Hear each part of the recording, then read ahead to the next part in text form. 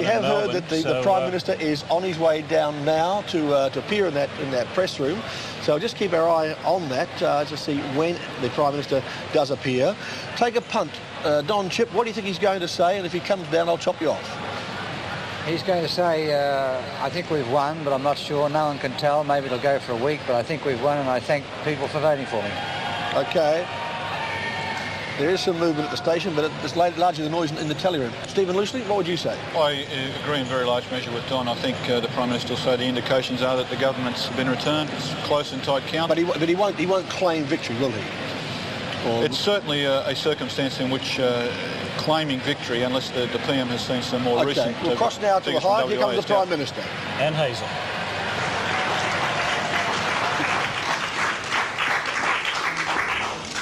Ladies and gentlemen, I believe that when the count is finalised, I will the Fourth Hawke Labor government. Obviously, I can't finalise that position. It would be improper in the circumstances to make a final claim because there is still counting that has to be done. But as far as I can see, and on the best advice available to me, the worst case scenario facing the Labor Party is one in which we would hold 73 seats, the coalition would hold 73, and there could be 2 independents. But I point that out as being the absolutely worst case scenario. It involves making no claim in regard to Kennedy in Queensland, Page in New South Wales. It assumes the loss of Hawker in South Australia and Cowan and Sterling in Western Australia, and we are quite confident that we will pick up at least one of those seats. Obviously, in these circumstances, it is appropriate that I should continue in a caretaker capacity until such time as these results are finalised. But I repeat that in all the circumstances, I believe that I will be in a position to be called upon to form the Fourth Hawke Labor government.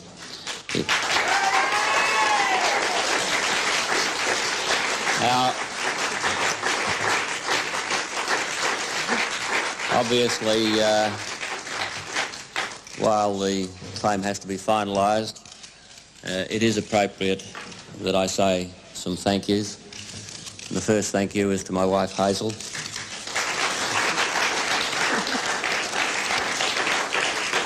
Who has been a magnificent campaigner and companion and friend through it all, and I thank her for that. I thank all my colleagues in the parliamentary team. I say particularly to those who have lost their seats how sad I am that has happened, that has occurred particularly here in the state of Victoria. I thank them for the service that they have given, and their time will come again. But to everyone within the party, I say thank you. And because there are so many, I can't hope to name them all, and therefore I seek not to. But I do say a particular thank you to my own staff, those around me, my family in addition to Hazel, who have been a constant source of comfort and inspiration, loyalty to me. I thank all of those, and I thank, if I may, you people in the media. We've had, and I hope in saying that we don't between us get accusations of media bias, but I've enjoyed the coverage that has been given. It's been tough but fair. But having said all that, finally, there is, of course, my thanks to the people of Australia.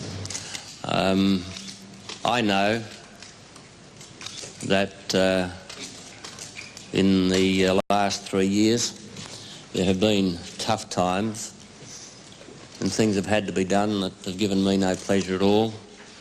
But I thank the Australian people for having, albeit by a somewhat slender majority, having expressed their understanding that we have had their best interest at heart, And I simply make this commitment to my fellow Australians that when, as I believe I will be, I'll be commissioned to form the fourth Hawke Labor government, that I will,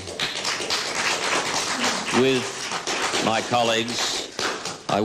colleagues, do everything that we can to give effect to those promises and commitments we made through this campaign to create an Australia which will be economically strong and competitive and socially just. Thank you very much.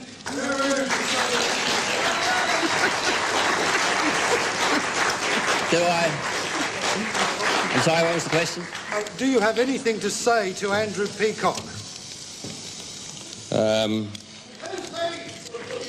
No, I don't think I have anything particularly to say to Mr. Peacock, other than to say that, as I said during this campaign, I think it's unwise to be premature ever in claiming victory. I mean, Andrew claimed that he won the debate, he won every week of the campaign, and he was going to win this election by 16 seats. I think it's always unwise to be too premature in judgment. Mr. Hawke, are you surprised at just how close it's been? Well, yes, I guess there hasn't been a tighter one since 1961 when the Menzies government got returned to power on the preferences of the communists in Moreton. And talking about Moreton, let me say to our candidate there, you were magnificent.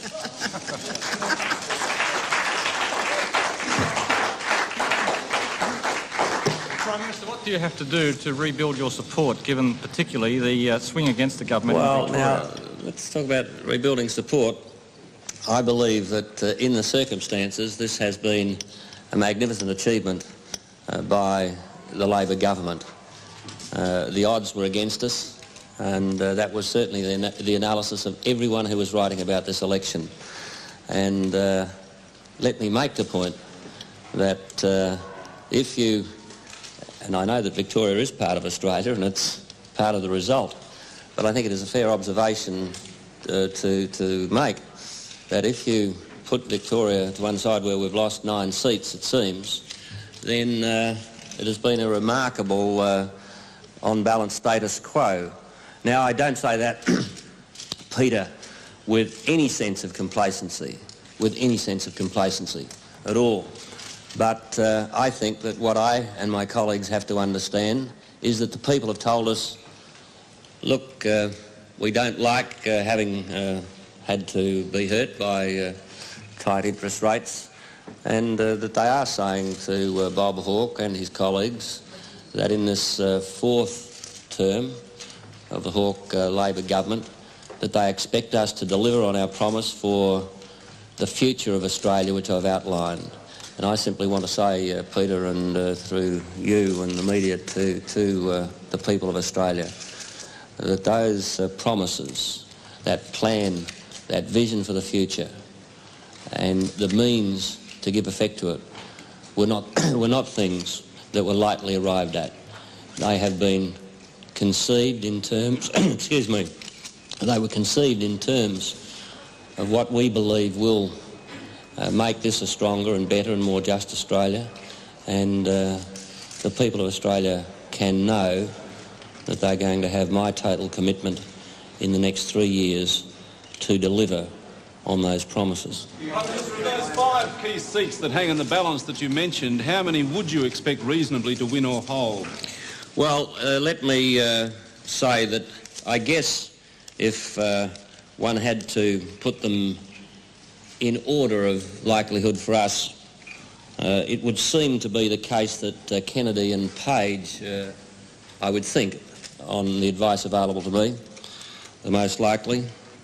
But then I know that those looking at it very closely also have quite good hopes for Hawker and Cowan and Sterling. I guess that's the sort of order. Do you blame the Cain Labor government for almost bringing you down? Beg your pardon? Do you blame the Cain Labor government for almost bringing you down? Oh, I think it'd be churlish on an historic occasion like this, or may I say a potentially historic occasion like this. I think it'd be churlish in those circumstances to be talking about blame. Sir, can you give an unconditional guarantee that you will be Prime Minister in 3 years' time? In advance on 3.